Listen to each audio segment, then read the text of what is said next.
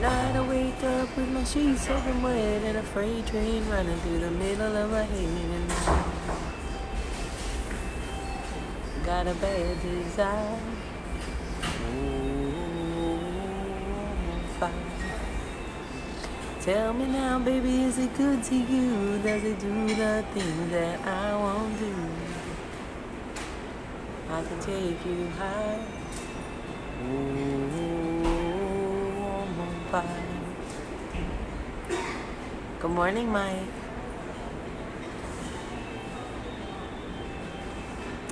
Good morning.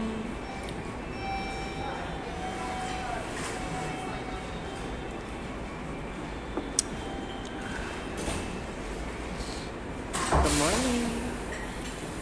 Why is this coffee so fucking strong? Hold on, guys. I need a splasher. I never drink cream in my coffee, but this shit ain't gonna work.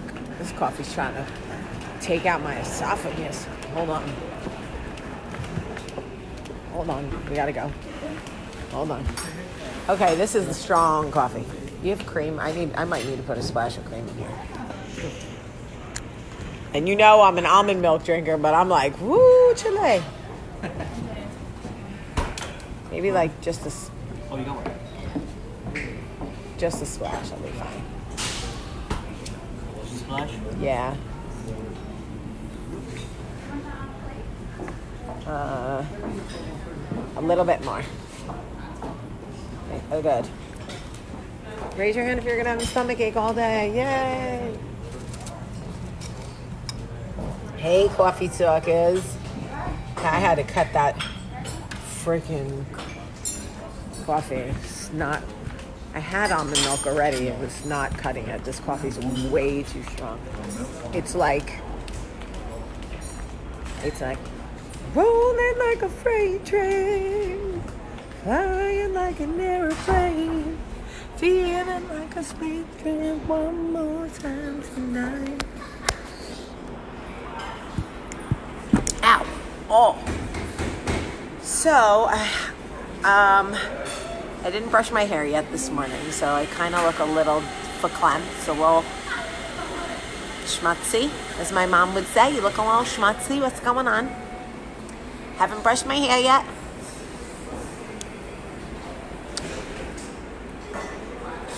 Lord. This coffee's trying to kill me. I'm not kidding.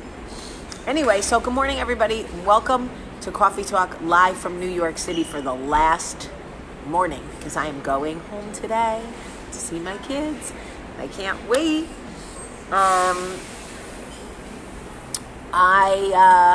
Also now Knox has like some skin infection. I'm like, oh, you know what? Honestly, getting a dog, no manners this morning, I see.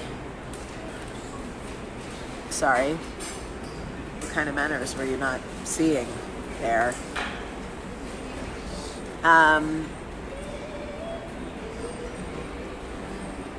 So now my dog has a skin infection. But I put on my jeans this morning, and they fit, so that's a plus. I haven't put on my bra or my shirt yet, so I'm just down here in the lobby in my robe and my jeans, but nobody cares. It's New York. So so I'm gonna go home this afternoon. And at some point I need to like brush my hair and I don't know, put makeup on, do something with my face. We have a meeting at 10:30. Good morning. And then I'm gonna go to the airport and just hang out, I guess. Work. All right, so anyway, let me tell you what happened to me last night. Did I tell you guys that Charlie got a fish? Seriously, I could freaking kill my babysitter. She took her to the fair while Michael and I were in Nashville and let Charlie play a game where she won a fish, even though I said thank you for the cream. Oh, gracias. Please, don't make me have to like silence you this early in the morning. I said thank you, and I spoke to him in Spanish for 45 minutes this morning, so I think he's over me by now. Like, who comes on like a video at 7 in the morning to be like, I'm here to correct your behavior? Susan, is that you? Ma? Ugh. All right. So anyway, Charlie got a fish. And like, I thought for sure the thing would die in like a day, but of course not. No, this will be like the never-ending goldfish story. So now Charlie has a fish. That's a thing. And somehow she ended up convincing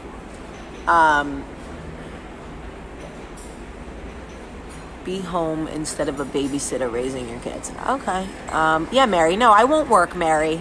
That's a good idea, Mary. I'll stay home and take care of the fish. Who needs a job or a career or dreams or passion when you can stay home and just, wait for your kids to come home from school and raise their fish? No, thanks. I'm good. Thanks. All right. So, oh my God, I'm like blocking people who have top fan badges. It's fucking amazing. It's amazing. Okay, so anyway, this all leads to my coffee talk. I see what's happening here. Oh God, you're so funny, God. So last night,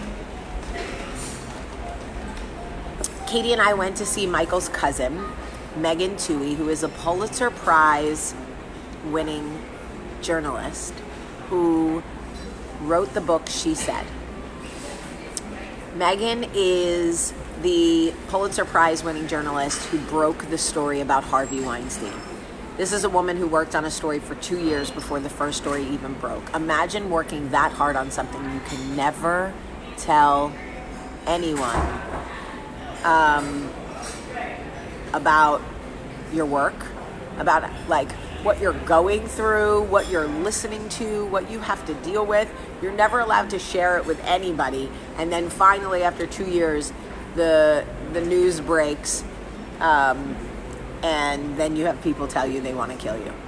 And here's the thing, like, people who make sexual assault against women political, I go, wait, what? Is there a side that thinks it's okay? I'm so confused. Anyway, so last night, Megan Twohey and Jodi Kantor did a talk in the city. And of course, it's Michael's cousin, so I went to see her and support her and buy her book. And I was so proud of her and excited.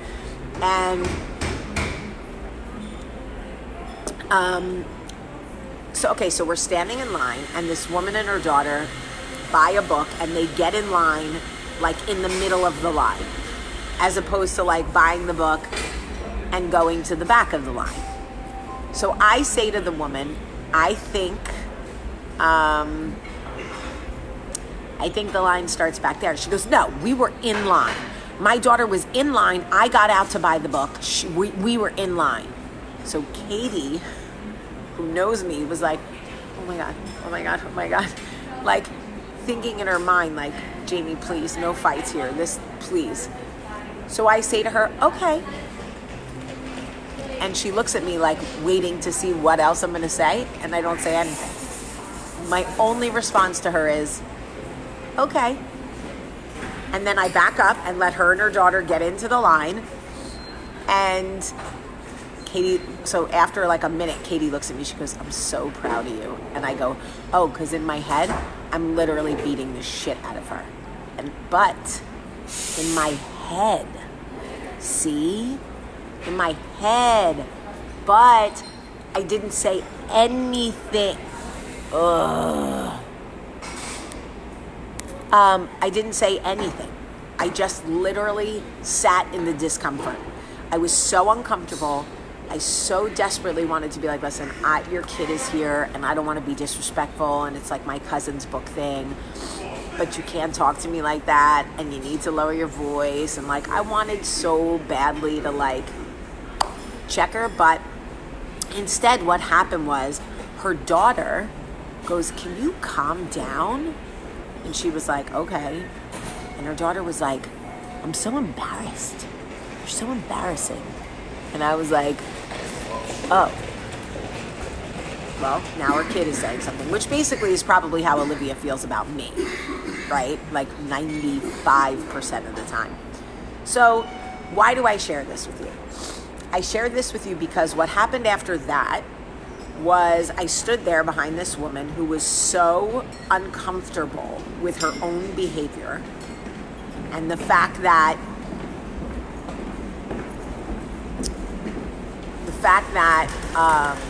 she kind of reacted at a 10 and I reacted at like a 4, right?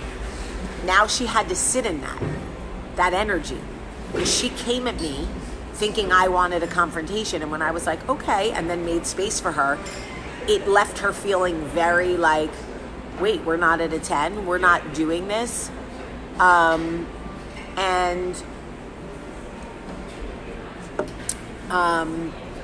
she was left very uncomfortable.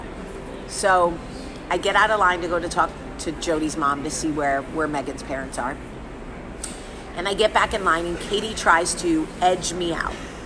She tries to keep me from getting back into my spot next to the woman. And I say, excuse me. And Katie goes, don't you want to stand over here? And I go, no, I do not.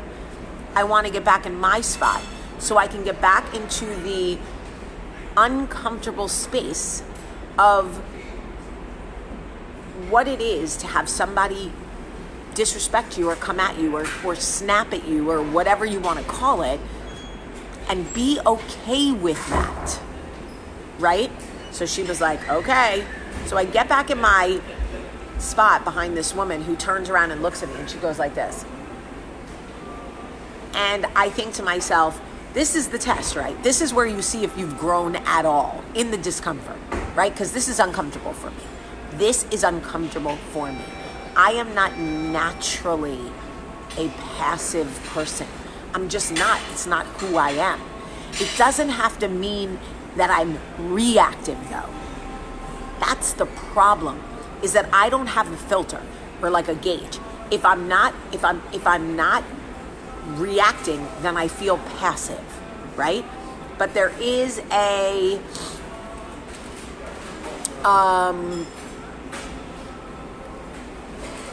think there has to be like a happy medium. There has to be a space where we can acknowledge that someone else's behavior is ridiculous without matching that behavior. Because had she been like, no, we were in line and my daughter and this is blah, blah, blah. And I was like, yo, sis, you need to take it down like 7 levels. And I would have matched her. Who's the asshole? Me. Because then I engaged and I made a scene and I fueled the fire and her kid is there and my cousin signing books and the whole thing looks ridiculous, right? So I stood in the discomfort behind her, and when I tell you that she gave me dirty looks the entire time we were online, even so much so, you're not going to believe this. Even so much so that when the man controlling the line was like, you, to me, come around here and make 2 lines, the woman and her daughter were on the right, she moved over to the left next to her daughter so I couldn't get in the line he was trying to start. And Katie was like, oh God, oh God. And I just said, it's okay. It's okay. And you know what? It really was okay. Because living in a space where I am reactive all the time is not healthy for me. It's just not healthy for me. And it's, how do I sit on Coffee Talk every day if I continue to be the woman who reacts to every situation? I don't want to be that chick. And really, like, why would you guys even hang out with me if I continue to be the chick that was reacting to every situation? Obviously, this woman felt some type of way. She was in a space. And you know what? Okay, you're at a 10. I'm going to stay down here at like a 4 or a 5. And I'm going to be, or a 3 or whatever. And I'm going to be super okay with that because I'm being tested right now. Your behavior is my test, not yours. It's about how I react to you. And I'm not giving you that. I'm just not giving you that. I'm not going to embarrass myself at my cousin's book signing and embarrass you in front of your child. Like, your kid is like 13. I could destroy you in front of your own daughter. I don't want to be the person who does that. I almost lied and said I couldn't do it. I could. But I don't want to be that person. And I have to work very hard to not be reactive. Very hard. I am a reactor. I'm like a nuclear reactor. Literally. I'm a nuclear reactor. If you bump me or whatever, I can set this whole place on fire. And it's not a healthy way to be. It's not physically healthy, and it's not like mentally healthy. I literally don't know what's happening to me. I think it's like, I'm not kidding, Pavlov's theory. Every time I get on the like camera to talk to you guys, every orifice of I become like painfully aware of every piece of hair in my face, everything. It's annoying. And the truth is this, I really, and honestly, want to be different. Because if I don't work hard to change, God's going to continue to put me in these situations. You don't stop finding yourself in situations until you pass the test. If you think life won't keep bringing you the same test over and over and over until you pass it, you're crazy. And I'm tired of being in situations where people test me. Like, all right, I get it. Jillian goes, I don't know what made me this way. Do you know? Were we just born this way? I'm beautiful in my way, 'cause God makes no mistakes. I'm on the right track, baby, I was born this way. We were born this way, we're on the right track, baby, we were born this way. I don't know, sis. We had to have been born this way, because I've been this way since I was a little girl. To all my reactors, it's the only way I know. And the thing is, I don't have, like, Meredith's not a reactor. Meredith is passive. So it's not like, I don't know, it doesn't like run in the family. Susan is reactive. Oh God. Susan is so reactive. Maybe I get it from Susan. I got it from my mama. I got it from my mama. I got it from my mama. But I do believe that, I believe any generational behavior can be broken. You can't be like, well, my mother's like that, so I'm like that. No bullshit. It ends with me. Susan can be super reactive. She did fight a woman over a trapper keeper. And I'm reactive too, but I don't want to be that way. I want to, it's Libra season. I want to honor the Libras and be better. Be better. So, it's a whole like rigmarole to try to like change yourself and be self-aware, really self-aware of your behavior, and be like, who do you want to be? Who are you? Stop just saying the stupid, like, this is just who I am. No, be different. All right. I love you guys very much. Guys, when you come on Coffee Talk, just be nice. If you don't have anything nice to say to me, just don't say anything at all. You don't have to say mean things. Coming on Coffee Talk to judge me for my job is so fucking played out, ladies. And it's never the men. It's always the ladies. Stay home and raise your children. Listen, Marsha. No. Okay? But I am hiring. You want to raise my children, Marsha? That's how I feel about that. So, think of me like a professional baseball player. If I was David Ortiz, would you tell me to stay home and raise my children? No, you'd be like, get out there and win the game, Big Papi. That's how I want you guys to think of me, like Big Papi.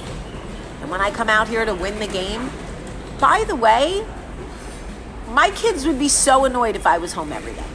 Just so you know. Olivia would be like, oh my God, don't you have a work trip to go on? Get out of my face. I believe every relationship does better with a little space, including my marriage. And Michael would be like, shoot me now. She's home all the time. She's a stay-at-home mom. Shoot me in the face. Wouldn't work for us. Stay home and raise your kids, Jamie.